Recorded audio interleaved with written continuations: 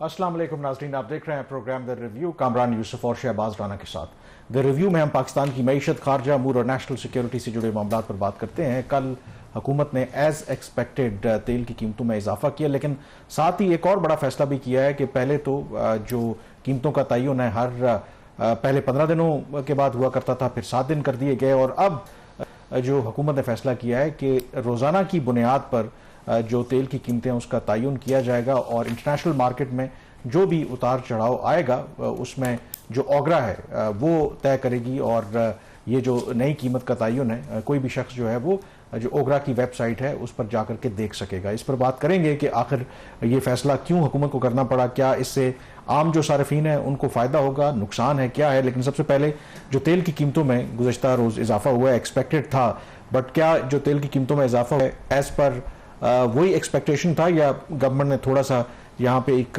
Lenient view लिया या कोशिश की है कि बहुत ज़्यादा आवाम के ऊपर बोझ ना डाला जाए? देखिए कामरान, जो इनिशियल जो बात हो रही थी वो 40 रुपए का था उसका डीजल का, और 10 रुपए पेट्रोल का था। ये 5 रुपए पेट्रोल की कीमत में इजाफा किया गया और 31 रुपए से कुछ पैसे ज्यादा जो है वो इन्होंने डीजल की कीमत में इजाफा किया। तो 355 रुपए फी लीटर डीजल हो गया और पेट्रोल आपका हो गया 316 रुपए फी लीटर। लेकिन यहाँ पे एक जो बहुत बड़ा सवाल है वो सिर्फ तेल की कीमत का नहीं है, वो तो हुकूमत अब टीका जो है वो लगा देगी। जब जैसे जो आलमी मंडी में कीमत बढ़ती है तो यहाँ पे भी बढ़ना शुरू हो जाती है, उस तक तो किसी को इतराज नहीं होता। जो प्रॉब्लम शुरू हो जाता है वो जब इसके अंदर जो आप ट्रांसपेरेंसी नहीं होती, शफाफियत नहीं होती, कीमत कैसे बढ़ रही है, किन जो उसके कौन से हेड्स हैं जिसके तहत प्राइस में इंक्रीज हो रहा है, वो यहाँ पे सबसे एक बड़ा सवाल है।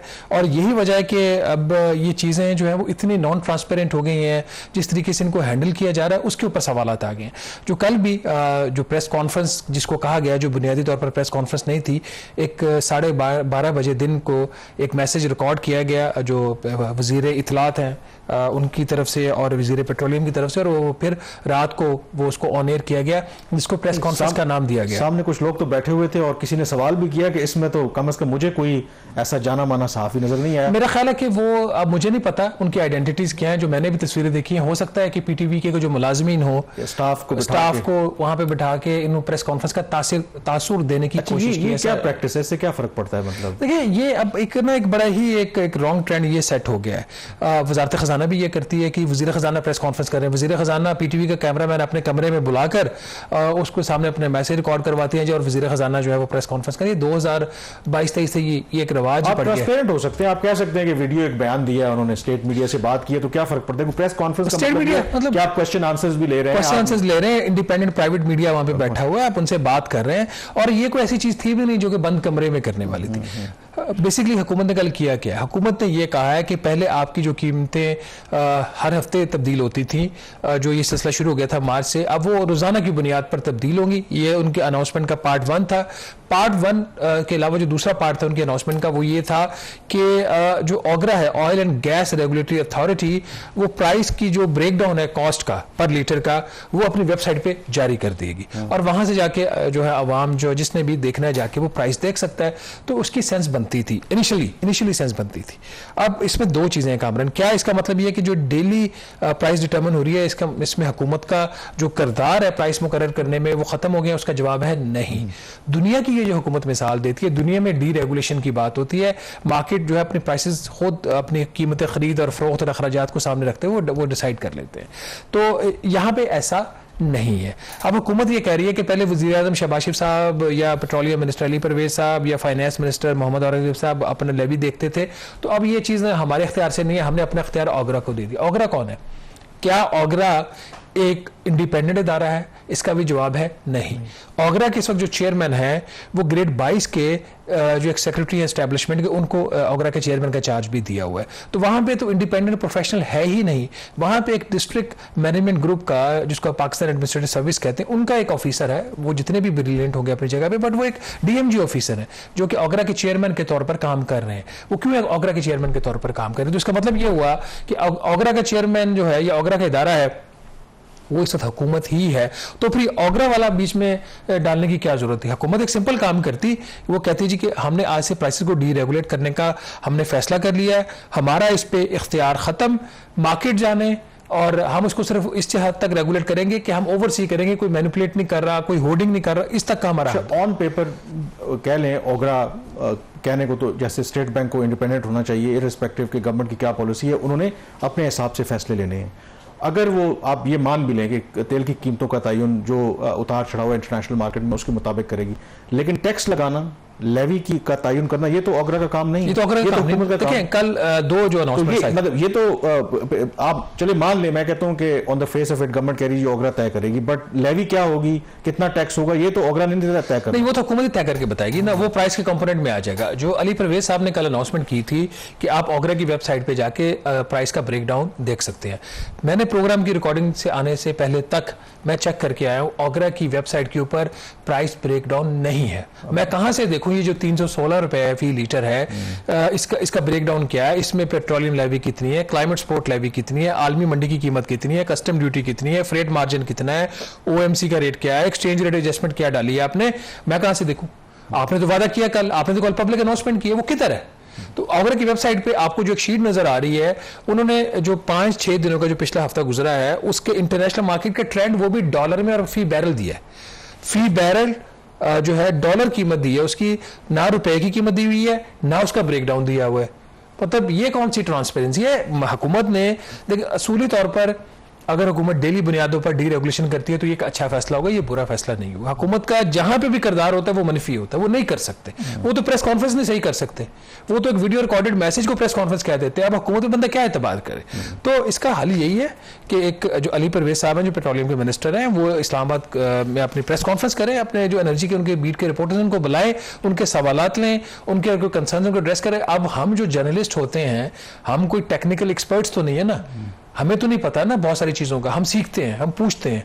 तो अगर हो सकता है कि हुकूमत का ये फैसला बहुत अच्छा हो, लेकिन चूंकि आपने जर्नलिस्ट को ब्रीफ नहीं किया, उनके सवालात नहीं लिए, उनके जो कंसर्न्स हैं पब्लिकली आपने एड्रेस नहीं किए, तो इससे बहुत ज्यादा इसके ऊपर अच्छे फैसले के ऊपर भी जो सहाफी हैं उनको कुछ जाती फायदा तो नहीं है, वो एक ब्रिज होते हैं बिटवीन गवर्नमेंट एंड जो अवाम है, कि जो अवाम के जहनों में जो सवालात हैं, जो कन्फ्यूजन है, और वो जो सहाफी जब सवाल करते हैं तो एक क्लैरिटी आ जाती है। अब ये जो वैसे तो डेली की बुनियाद पर होगा, बट एक्चुअली इस पर अमल दरामद मंडे से शुरू होगा, क्योंकि ये जो अभी नोटिफाई किया उन्होंने कीमत, ये 3 दिन के लिए, क्योंकि कह रहे हैं कि वीकेंड आ रहा है तो छुट्टी है, तो उसकी वजह से फिर किया क्यों?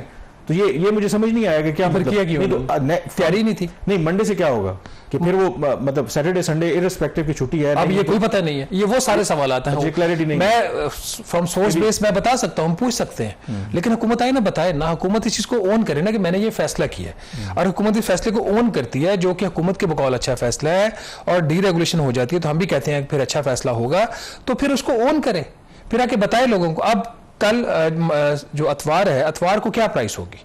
क्या यही 316 और आपकी 355 रुपए फी लीटर प्राइस होगी, या कोई नई प्राइस होगी? हमें नहीं पता, क्योंकि ओगरा की वेबसाइट खामोश है। ओगरा के चेयरमैन साहब को मैंने खुद मैसेज किया, मुझे जवाब नहीं आया। मैंने सेक्रेटरी कैबिनेट डिवीजन को मैसेज किया, क्योंकि ओगरा जो है वो पेट्रोलियम डिवीजन को रिपोर्ट नहीं करता, ओगरा रिपोर्ट करता है कैबिनेट डिवीजन को। रेगुलेटरी बॉडी है, उसका मकसद यह है कि जो वजारत है कंसर्न उसका उसके ऊपर इन्फ्लुएंस ना हो। तो सेक्रेटरी, और मेरे ख्याल में इसके लिए इस तरह का काम करने से, क्योंकि इसमें जो इतनी कंट्रोवर्सीज इन्वॉल्व हैं, ये डीलर्स एसोसिएशन ने तो इसकी मुखालफत की है, वो प्रोटेस्ट का भी कह रहे हैं कि इसका थोड़ा सा एक पायलट प्रोजेक्ट भी रन कर लेते, कि आप थोड़ा सा प्रैक्टिस कर लेते ना, कि डेली एक आपने सिस्टम बनाना है, कोई सॉफ्टवेयर होता है, कोई इस तरह का सिस्टम आप बना लेते अगर आप ट्रांसपेरेंट करना चाहते हैं, ताकि थोड़ा सा उसकी एक प्रैक्टिस हो जाए कि किस तरीके से होगा, बजाय इसके कि आप काम शुरू कर दें और उसके बाद फिर उसको करेक्ट करने की कोशिश। देखिए अभी जो इन्होंने अनाउंस किया पेट्रोलियम मिनिस्टर ने, वो ये किया कि एक हफ्ते की रिवॉल्विंग बेस के ऊपर रोजाना की कीमत का तयन होगा, ठीक है। अच्छा, अगर तो ये बात है तो ठीक है, बट उसके अंदर के जो कंपोनेंट्स है वो तो नहीं पता ना, रिवॉल्विंग बेस क्या होगी, उसकी प्राइसिंग क्या होगी, वो सारे उसके अंदर जो शफाफियत है वो मिसिंग है ना।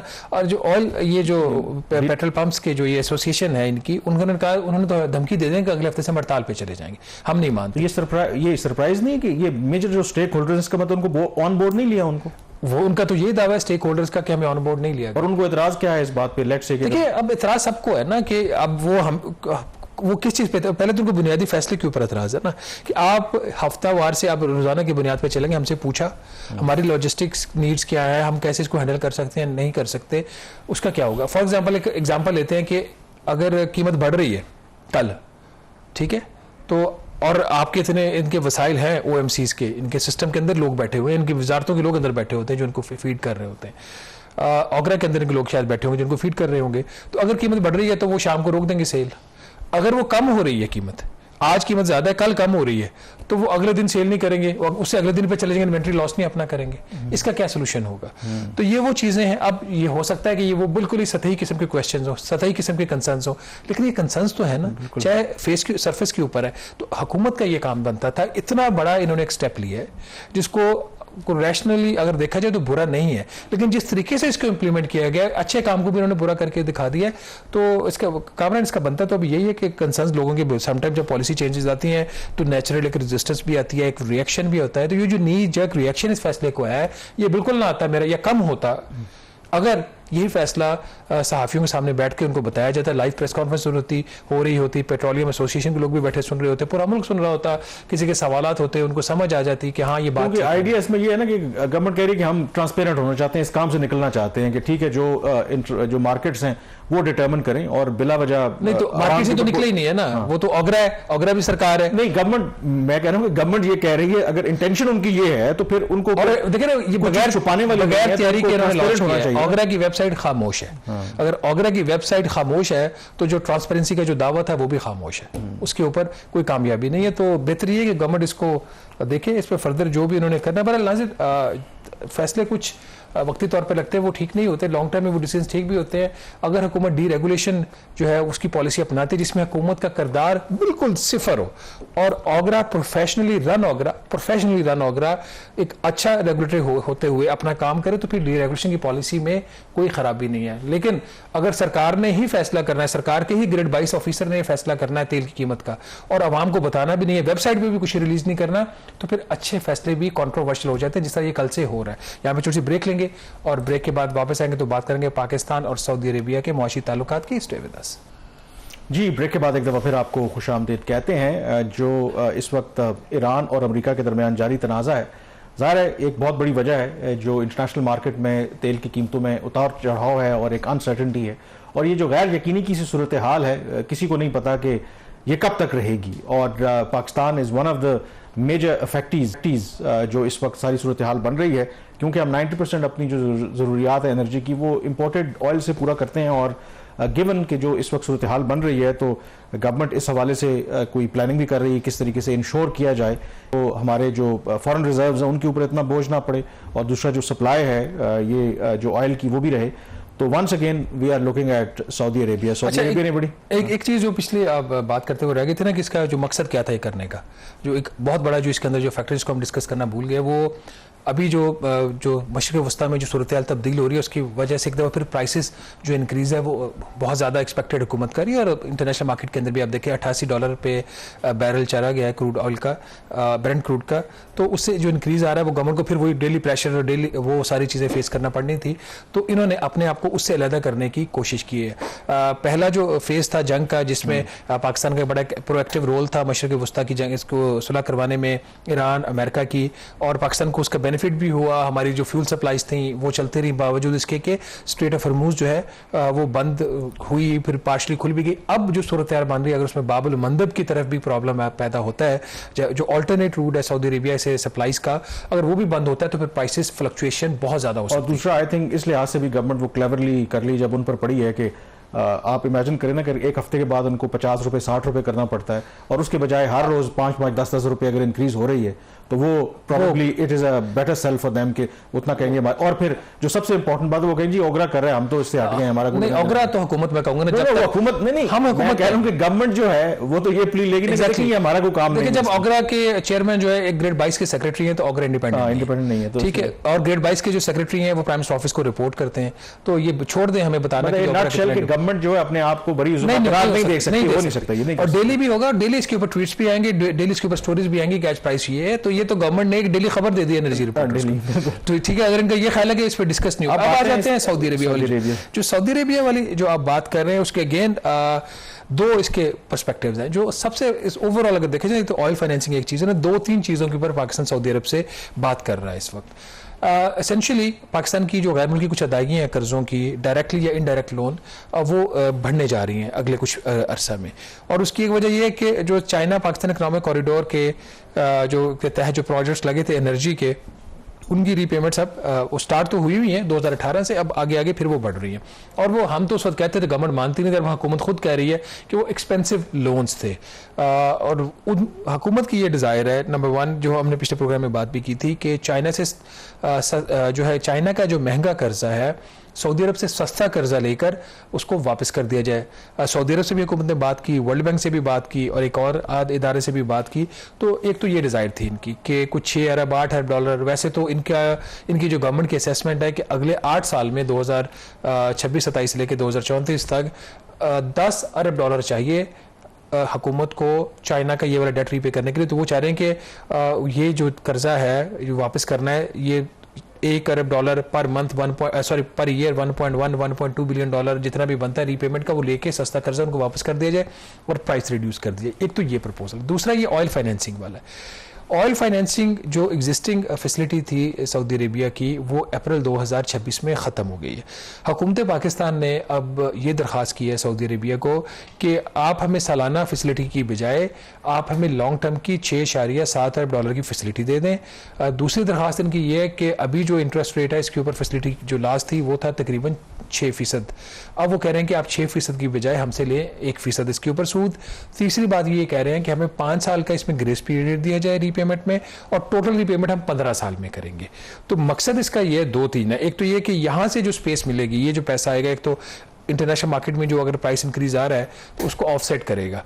दूसरा ये है कि अगर ये नहीं होता तो एक तरफ वो आपकी पेमेंट है चाइना वाली, दूसरी साइड पे आपकी इंटरनेशनल मार्केट में कीमतें बढ़ रही हैं, तो फिर हुकूमत के लिए जो उसकी जो फिस्कल स्पेस है वो स्क्वीज हो। इसके साथ ही सितंबर 2027 में जो IMF का प्रोग्राम है वो ख़त्म हो रहा है। तो IMF का प्रोग्राम ख़त्म हो जाए, आपके पास एक वो 2 अरब डॉलर की वो फाइनेंसिंग और उससे रिलेटेड फाइनेंसिंग वो अवेलेबल ना हो, और यहाँ से आपकी जो रीपेमेंट्स है वो एस्केलेट हो रही हो, तो वो बड़ी ही एक टाइट जो है वो हुकूमत के लिए सूरत हाल बन जाएगी। और इसमें आई थिंक ये समझना बहुत ज़रूरी है, क्योंकि आई थिंक कि कितना हम बेसिकली लेट से पिछले माली साल में ऑयल हमने कितना इंपोर्ट किया है, उससे भी हमें अंदाज़ा होगा कि वाई ये जो फैसिलिटी है और क्यों पाकिस्तान जाना चाह रही है, क्यों ज़रूरी है। देखें, जो 2025 का साल था ना, 24-25 का, उसमें कोई 15 अरब डॉलर का पाकिस्तान ने पेट्रोलियम प्रोडक्ट्स जो है इंपोर्ट की थी। जो मई तक का डाटा मैंने देखा था, अभी जून का मैंने डाटा नहीं देखा, मई तक हमारा जो इंपोर्ट का बिल था वो 14 अरब डॉलर था। अभी जून का नंबर उसमें शामिल कर लें तो वो 15+ ही होगा। इसमें जो आपको ऑलमोस्ट उसी लेवल पर इसलिए नजर आ रहा है कि इसमें एक सेविंग हुई है। जो LNG 3.25 अरब डॉलर की इंपोर्ट होती थी सालाना, वो LNG इस दफ़ा कोई 1 अरब डॉलर के या 2 अरब डॉलर के करीब इंपोर्ट हुई है मेरा ख्याल है। तो वहाँ से एक जो इनको यहाँ पे, क्योंकि ये तो इस माली साल में तो 3-4 माह ही पड़े थे ना, बल्कि 3 माह इफेक्टिवली पड़े थे।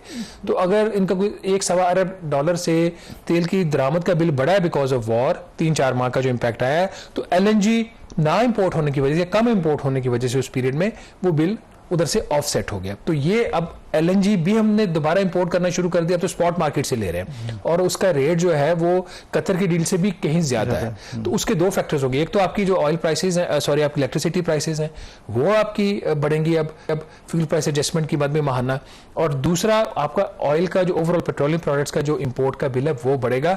तो उस लिहाज से अगर देखा जाए तो ये जो फैसिलिटी है ये बड़ी इंपॉर्टेंट है पाकिस्तान के लिए। इसके हवाले से जब मैंने इकोनॉमिक अफेयर्स मिनिस्ट्री की जो स्पोक्स पर्सन है उनसे मैंने रब्ता किया था, तो उन्होंने डेवलपमेंट कन्फर्म की, बट उन्होंने कहा कि अभी इसके हवाले से कोई हतमी चीज़ नहीं है, दोनों ममालिक जो है इस पर बातचीत वो जारी रखे हुए हैं। और इसमें आई थिंक सिर्फ आपने इसका जिक्र किया है, प्रोबेबली पाकिस्तान इज अवेयर के आगे क्या चैलेंजेस हो सकते हैं। रॉयटर्स की ही कल की एक खबर है जिसमें वो ये कह रहे हैं कि पाकिस्तान कुवैत के साथ भी एक डिफेंस पैक्ट जो है उसकी बात हो रही है, और इन रिटर्न वो ये कह रहे हैं कि पाकिस्तान कोई एनर्जी से रिलेटेड, कोई उनसे इसी से रिलेटेड तेल वगैरह और सारी चीज़ें जो है ना वो मांग रहा है कि अगर उसके बदले डिफेंस पैक्ट होगा और उसके बदले वो दे विल मेक श्योर। लेकिन अगेन वो कह रहे हैं कि बड़ा अर्ली स्टेज के ऊपर है, और ऑलरेडी सऊदी अरब के साथ जो डिफेंस पैक्ट किया है उस पर भी अमल दरामद करना एक बहुत बड़ा चैलेंज है। बट स्टिल इट शोज के कहीं ना कहीं ज़ाहिर है कि रीजन को तो ज़रूरत है कि एक ऐसे मुल्क की या पाकिस्तान जैसे मुल्क की जिनकी स्ट्रॉन्ग मिलिट्री है with of course nuclear weapons, but Pakistan का इंटरेस्ट उसमें कहीं ना कहीं इकोनॉमिक इंटरेस्ट भी है कि हमें क्या बेनिफिट मिल सकता है। कामरान, ये एक स्ट्रेटेजिक चीज़ है जिसके ऊपर मैं तो कमेंट नहीं कर सकता, आपकी डोमेन है ये, बट ओवरऑल अगर देखें तो ये कोई इतना आसान नहीं होगा, क्योंकि गिव एंड टेक बहुत ज़्यादा है, इसकी कॉस्ट बहुत ज़्यादा हो सकती है। पाकिस्तान किस हद तक खत्ते के अंदर अपने आप को इन्वॉल्व कर सकता है मिलिटरीली, ये वो सवाल है जिसके हमारे पास जवाब नहीं है, क्योंकि इसके आगे पीछे क्या चीज़ है वी डोंट नो। लेकिन खबर ज़रूर है मार्केट के अंदर, और कुवैत से हमारा गलबन डीजल इंपोर्ट होता है कुवैत पेट्रोलियम कंपनी से, तो वो जो डीजल है वो क्या हम डेफर पेमेंट्स पे उनसे मांग रहे हैं, और क्या उसकी जो डेफर पेमेंट की, मुझे नहीं पता इसका प्रपोजल, हम जो एक फेस पे बात कर रहे हैं, क्या डेफर पेमेंट की कॉस्ट ये है कि हम उनको डिफेंस वाइज उनको प्रोटेक्ट करेंगे, वी डोंट नो। तो ये वो चीज़ें मेरा ख्याल ये टाइम, वो कह रहे हैं कि अर्ली स्टेज के ऊपर देखिए ना, सऊदी अरब के साथ तो पहले भी सऊदी अरब हमारी मदद करता रहा, लेकिन जब से डिफेंस पैक्ट हुआ है तो उसके बाद जो एक और यूएई के साथ जो हमारा उन्होंने पैसे हमसे वापस मांगे, हमने वापस किए, तो उसमें रेस्क्यू अगेन आपको सऊदी अरब ने किया, $3 बिलियन जो दिए, तो उसके हवाले से भी डेवलपमेंट है। ये बिल्कुल, ये बड़ी इंटरेस्टिंग चीज़ थी। अच्छा, जब ये डील हुई थी उस वक्त मैंने चेक नहीं किया था, मैंने कहा कि ये भी कुछ साल 2 साल का ही कर्जा होगा। एसेंशियली ये जो सऊदी अरब ने पाकिस्तान को $3 अरब दिया था वो 3 माह के लिए था, वो शॉर्ट टर्म डेट था, और 3 माह का मतलब ये है कि 14 जुलाई को पाकिस्तान को ये कर्ज वापस करना था। अब हुकूमत ने 3 माह के लिए क्यों से कमिट किया, हुकूमत ही बता सकती है, गवर्नमेंट इस पर टाइटली पर रही है। तो वजारत ख़जाना को भी इसके ऊपर मैंने क्वेश्चन भेजे थे, स्टेट बैंक ऑफ पाकिस्तान को भी भेजे थे कि लोन मेच्योर हो रहा है, इसके आपने रोल ओवर की रिक्वेस्ट की, इस पर क्या प्रोग्रेस है। तो ऑफिशियली तो दोनों की तरफ से जवाब नहीं आया, लेकिन फिर परसों मुलाकात हुई थी उनसे briefly, finance minister Mohammad Aurangzeb साहब से, वो senate standing committee on finance की मीटिंग में आए हुए थे।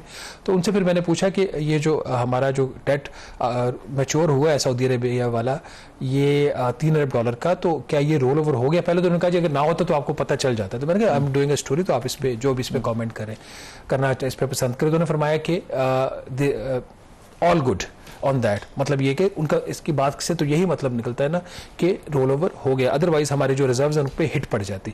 तो अगर रिजर्व्स अपनी जगह पे मेंटेन है और 14 जुलाई को पैसा वापस नहीं गया, तो फिर इसका रोल ओवर हो गया। अब सवाल यह है कि रोल ओवर क्या 3 माह के लिए हुआ है, 2 साल के लिए हुआ है, 5 साल जो पाकिस्तान की डिजायर है, कम से कम 5 साल। रिसेंटली तो फाइनेंस मिनिस्टर और उनके साथ जो एनर्जी के वजीर हैं वो सऊदी अरब गए थे, तो क्या यही एजेंडा? ये 2-3 आइटम्स थी, एक तो ये वाला था, ऑयल फाइनेंसिंग वाला था, और फिर तीसरा वो जो पावर वाला था।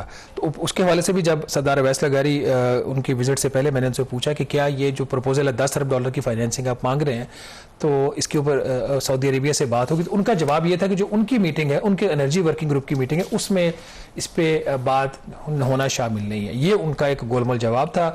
अब लेकिन जब आप सऊदी फाइनेंस मिनिस्टर और पाकिस्तान के फाइनेंस मिनिस्टर और पाकिस्तान के एनर्जी मिनिस्टर मिलेंगे, तो डेफिनेटली ये सारी चीज़ें वहाँ पर डिस्कस तो हुई होंगी, चूँकि ये बायलैटरल मैटर्स होते हैं, ऑफकोर्स थोड़े से सेंसिटिव भी होते हैं, गवर्नमेंट नहीं पसंद करती बात करना ज़्यादा इसके ऊपर पब्लिकली, लेकिन एटलीस्ट ये जो लोन डील्स होती हैं जो कि पब्लिक स्फीयर में होती हैं, वो उसके ऊपर गवर्नमेंट को जो पोजीशन है वो क्लैरिफाई करनी चाहिए। और मेरा ख्याल है अगर जो अल्टीमेटली फैसला भी होता है, अगर आप सऊदी अरब और पाकिस्तान के ताल्लुकात की नौइयत देखें, तो वो मुझे लगता है कि फाइनेंस मिनिस्टर या बाकी जो गुजरा है वो तो नीटी ग्रिटी तय करते हैं। अल्टीमेटली हमने हिस्टोरिकली देखा है फैसले तो at the top political decision at the top level होगा, जब हमारी जो सिविल या मिलिट्री की आदत है वो सऊदी की आदत से बात करेगी, और फिर वो जो फैसला करते हैं तो उसके बाद फिर चीजें ट्रिकल डाउन करते हैं। तो देयर इज अ पॉसिबिलिटी कि ये पहले होमवर्क वगैरह कर रहे हैं और उसके बाद जो फाइनल होमवर्क तो कामरान चल रहा है पिछले साल अक्टूबर-नवंबर से। अच्छा, ठीक है। होमवर्क ये जब हमारा पाकिस्तान सऊदी अरेबिया का स्ट्रेटेजिक डिफेंस एग्रीमेंट हुआ था, उसके बाद से पाकिस्तान की जो इकोनॉमिक मिनिस्ट्रीज हैं उनके लोग सऊदी अरेबिया गए, वहाँ पे बैठे रहे, हफ्तों बैठे रहे। सऊदी अरेबिया ने पाकिस्तान की इकोनॉमी की असेसमेंट की, उनके बहुत ज़्यादा इस पे सवाल थे, उसके जवाब दिए गए, उनको पाकिस्तान की इकोनॉमिक पोटेंशियल हर चीज़ सऊदी अरेबिया ने बड़ा माइन्यूटली जो है वो डिस्कस किया। लेकिन ये गवर्नमेंट ऑफ पाकिस्तान की डिज़ायर है ना कि वो किसी तरीके से नाज़रीन ये हमें पैसा मिल जाए, लेकिन ये जो लोन्स होते हैं इररिस्पेक्टिव सऊदी अरेबिया ने हमेशा पाकिस्तान की मदद की है, और ऐसे वक्त में जब पाकिस्तान को वाकई उसकी ज़रूरत होती है, चाहे वो 1998 के न्यूक्लियर ब्लास्ट हो, उसके बाद जो तेल उधार दिया गया या मुफ्त दिया गया पाकिस्तान को, 2014 में $1.5 अरब की ग्रांट दी गई, अभी भी सऊदी अरब ने पाकिस्तान को $8 अरब का कैश डिपॉजिट दिया हुआ है, जिसमें $3 अरब ये भी है, फिर ऑयल फाइनेंसिंग फैसिलिटी की। तो सऊदी अरेबिया की जो फाइनेंशियल सपोर्ट है पाकिस्तान के लिए बहुत अहम रही है। लेकिन आखिर कब तक, जो वज़ीर शहबाज शरीफ साहब खुद भी कहते हैं कि आखिर कब तक हम दोस्तों से इस तरह की सपोर्ट मांगते रहेंगे, और आखिर जो हल है और एक बाइज़्ज़त हल आखिर यही होता है कि हुकूमत जो है वो, और हुकूमत के साथ हमारे जो इंडस्ट्रियलिस्ट हैं, एक्सपोर्टर्स हैं, एक्सपोर्ट्स बढ़ाएं। जिस हद तक आप एक्सपोर्ट्स बढ़ा सकते हैं, फॉरेन रेमिटेंसेस को इनकरेज करें, foreign direct investment export sector में कंजम्पशन के लिए नहीं बोलें, तब तक जब तक ये 3 चीजें नहीं होंगी, पाकिस्तान के इकोनॉमिक मसाइल हल नहीं होंगे। वक्ती बेल आउट्स आ जाते हैं, आ रहे हैं, आइंदा भी आते रहेंगे, but that is not the solution. छोटी सी ब्रेक लेंगे, ब्रेक के बाद वापस आएंगे तो मजीद डिस्कशन जारी रखेंगे। Stay with us. जी, ब्रेक के बाद एक दफा फिर आपको खुशामदीद कहते हैं। ईरान और अमेरिका के दरमियान कशीदगी न सिर्फ जारी है बल्कि उसमें अब शिद्दत भी आती जा रही है। 7वें रोज भी अमेरिका की तरफ से ईरान के ऊपर मुख्तलिफ जो हमले हैं वो जारी रहे हैं, बल्कि ईरानी हुकाम ने कहा है कि ताज़ा जो हमलों में जो अमेरिका ने किए हैं उसके नतीजे में 10,000 जो ईरानी शहरी हैं अब वो पानी से महरूम हैं, क्योंकि जो सिविल इंफ्रास्ट्रक्चर है बकौल जो ईरान है उसको भी निशाना बनाया जा रहा है। दूसरी तरफ ईरान ने भी जो रिटेलिएशन की है, कुछ इतलात आ रही हैं, जो दावा भी किया जा रहा है ईरान का रेवोल्यूशनरी गार्ड कोर है कि जॉर्डन में जो अमेरिकी बेसिस को निशाना बनाया है उसमें उन्होंने कुछ जो अमेरिकी मिलिट्री एसेट्स जिसमें कुछ फाइटर जेट्स हैं उनको नुकसान पहुंचा है। और ये भी इतलात हैं कि शायद कुछ जो अमेरिकी फौजी हैं वो भी इन हमलों में जख्मी हुए हैं। तो एक तरफ अमेरिका बिल्कुल आप कह सकते हैं कि उनके हमलों में कोई कमी नहीं है, तो दूसरी तरफ ईरान भी उसी तरीके के जवाब दे रहा है। इनफैक्ट जो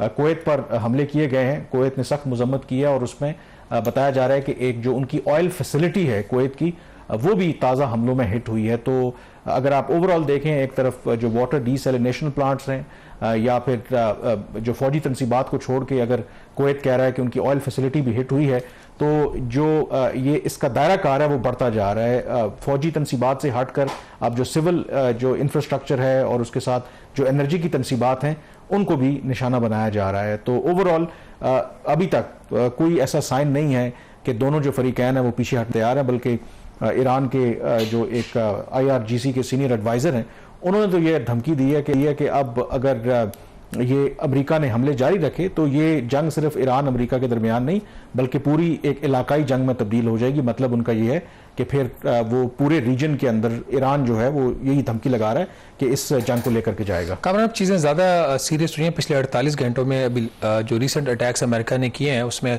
उनका जो एक एनर्जी से रिलेटेड टावर था उनकी सिक्योरिटी का, उसको तबाह किया है। ब्रिजेस की बात हो रही है, अब तो ग़ालिबन एक आध हॉस्पिटल के करीब भी हुआ है। और उधर से कुवैत के ऊपर जो ख़ास तौर पर अटैक्स हुए हैं, तो आज ग़ालिबन टेलीफोन कन्वर्सेशन भी हुई है उनका कुवैत के फॉरेन मिनिस्टर की डिप्टी प्राइम मिनिस्टर सागडार साहब के साथ, तो उसमें भी फिर डी एस्केलेशन की बात हो रही है। लेकिन ये अब जो चीज़ें जा रही हैं, ख़ासतौर पर जो उनका ईरान के रेवोल्यूशनरी गार्ड की तरफ से ये स्टेटमेंट है कि अभी तक तो हमारा डिफेंसिव हम उस पर अटैक कर रहे थे, फिर हम जो एग्रेसिव जो है एक पोजीशन पे वो जाएंगे। तो इसका क्या मतलब है? क्या ये उसी तरफ इशारा है जो एक ब्रॉडर थ्रेट है कि फिर अभी तक आपको पता है कि उस तरीके से मुत्तहिदा अरब अमारात, सऊदी अरेबिया जो है उनके ऊपर ईरान हमले नहीं कर रहा। जो इंस्टॉलेशंस हैं वो ज़्यादातर कुवैत, जॉर्डन और एक और आध कर बहरीन में वो हिट करें, तो क्या ये फिर बात और ज़्यादा वही आएगी, सिचुएशन बन जाएगी? इसको सबसे पहले समझने की ये ज़रूरत है कि एक दूसरे के ऊपर हमले क्यों किए जा रहे हैं, दोनों के जो ऑब्जेक्टिव्स हैं वो क्या हैं। अमेरिका का ऑब्जेक्टिव क्या है? अमेरिका का ये ख्याल है कि अगर हम ईरान के ऊपर इस तरीके से हमले करेंगे और उनकी जो भी सलाहियत उनको डिग्रेड करेंगे तो शायद ईरान मजबूर होगा और हमारी जब भी मुज़ाकरात होंगे तो हमारी पोजीशन स्ट्रांग होगी और हमारी टर्म्स के ऊपर बातचीत होगी। ईरान का ऑन दी अदर हैंड उनका ये ख्याल है कि अगर वो डिटर करते हैं, अमेरिका को डिटर करने में कामयाब हो जाते हैं और ये जितनी जो लेटेस्ट वेव है अटैक्स की अमेरिका की उसको रेजिस्ट करते हैं तो उससे उनकी बार्गेनिंग पोजीशन जो है वो मजबूत होगी। तो दोनों की अगर आप पोजीशन देखें कि दोनों उनको ये भी पता है कि अल्टीमेटली अगर इस जंग का खात्मा होना है तो कहीं ना कहीं बातचीत के जरिए होगा, लेकिन उस मरहले तक जाने के लिए वो पोजीशन ऑफ स्ट्रेंथ से जाना चाहते हैं। और फिर क्योंकि जैसे ये एक्सपैंड हो रही है अब जंग और जैसे जैसे टारगेट्स मजीद उसमें इजाफा होता जा रहा है तो उसमें ईगो का भी एक इशू है कि हु ब्लिंक्स फर्स्ट। या अगर आपने लेट्स से कि हो सकता है ईरान को भी इस चीज़ का अंदाज़ा हो कि ये ज़्यादा जंग बढ़ रही है तो उनके मफाद में नहीं है, अमेरिका को भी इस बात का अंदाज़ा है कि अगर मजीद ये जंग बढ़ेगी तो उसके लिए जो कॉस्ट है उनके लिए, उनके इत्तेहादियों के लिए और भी जो एनर्जी की कॉस्ट है which is a major domestic issue in America. लेकिन प्रॉब्लम ये है कि कोई भी जो फरीक है इस मौके के ऊपर उस तरीके से स्टेप बैक नहीं करेगा कि जैसे ये लगे कि लेट्स से कि अमेरिका अगर बगैर किसी वजह के स्टेप बैक करता है तो तासुर ये जाएगा कि अमेरिका को सेटबैक हुआ है। ईरान अगर कोई इस तरह का मूव ले कि जिससे वो कमज़ोर नज़र आए तो फिर उसके लिए मसला होगा। और फिर सारे मरहले के दौरान आई थिंक जो मीडिएटर्स का रोल था वो बड़ा इंपॉर्टेंट रहा है। तो जो पाकिस्तान और कतर ने प्रीवियसली जो रोल प्ले किया वो इसी तरह का एक कॉमन ग्राउंड ढूंढने की कोशिश कर रहे थे कि जहां पे दोनों जो हैं वो पब्लिकली अपनी डोमेस्टिक ऑडियंस के सामने भी ये ना लगे कि उनको शिकस्त हुई है।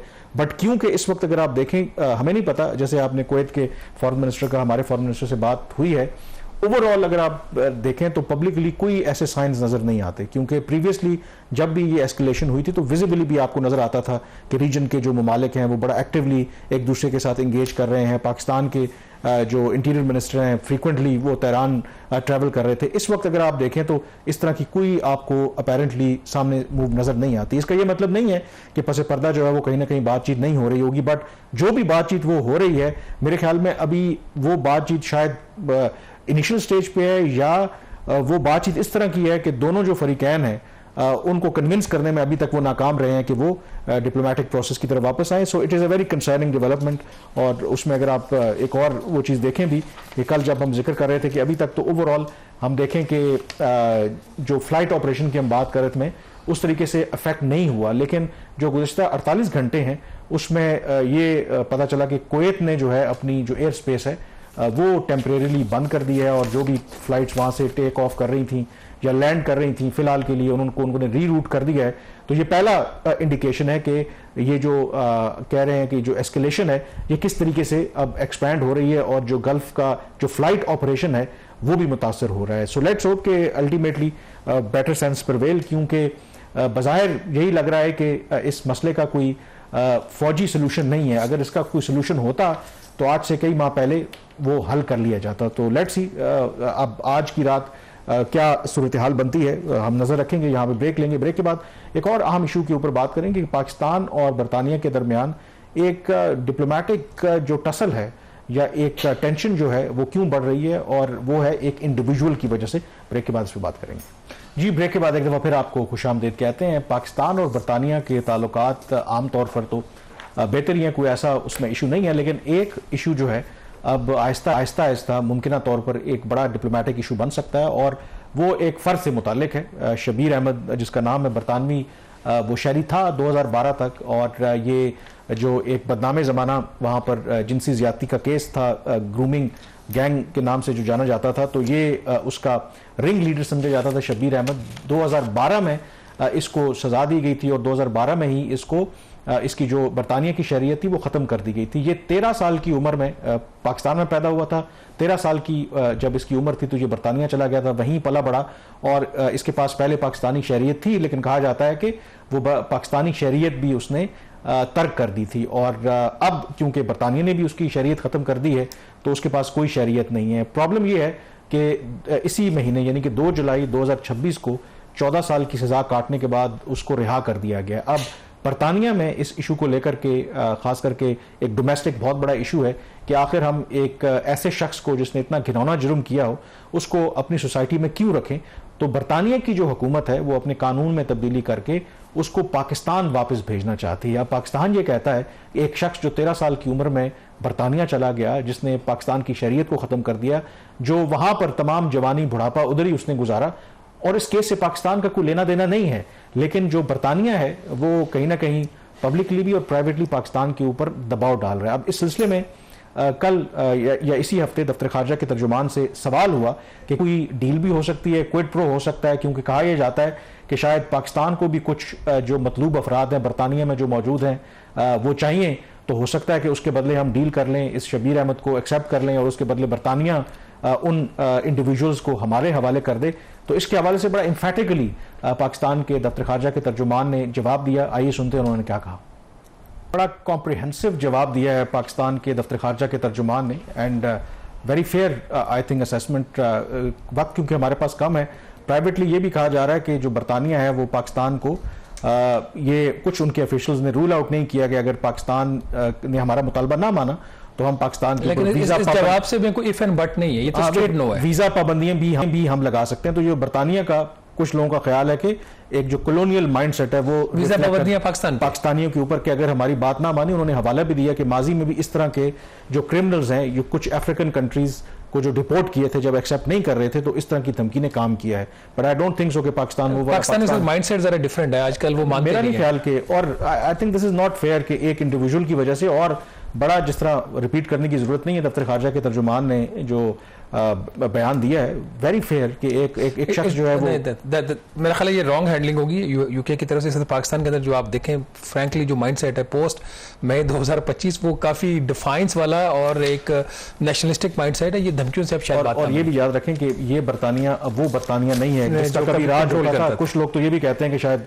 बरतानिया के जो मौजूदा हालात हैं वो पाकिस्तान से कहीं बेहतर है। अगर आप देखें आए दिन, बल्कि कल ही एक और उनके प्राइम मिनिस्टर तब्दील हुए हैं, कोई उनका प्राइम मिनिस्टर पिछले कई सालों में अपनी जो टर्म है वो पूरी तक नहीं कर सकता। तो एक पॉलिटिकल इंस्टेबिलिटी है, इकोनॉमिक वहां पर इश्यूज भी हैं, तो उस तरीके से शायद मे बी बेटर सेंस वहां प्रिवेल करे और इस तरह की धमकियां जो हैं वो शायद काम नहीं करेंगी। प्रोग्राम द रिव्यू से इतना ही।